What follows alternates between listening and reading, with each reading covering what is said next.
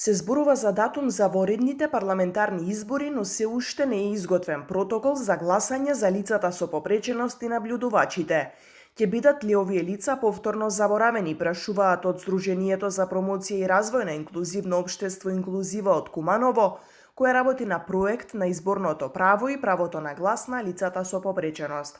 Оттаму укажуваат дека барем засега никој од надлежните не ја гарантира безбедноста на овие лица, но и на набљудувачите со попреченост. На гласачко му е потребен придружник, како ќе излезе на гласачкото место и кој ќе биде придружникот ако нема свој придружник.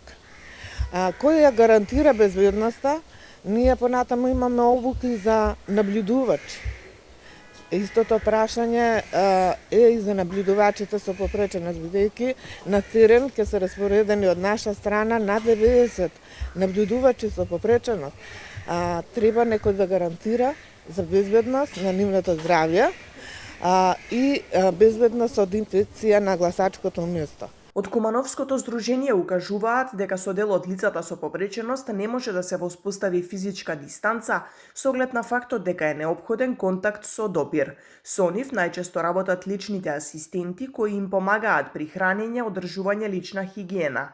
До сега во ниту еден протокол не е објаснето како да се работи со овие лица и каква заштита треба да се користи во нивна близина.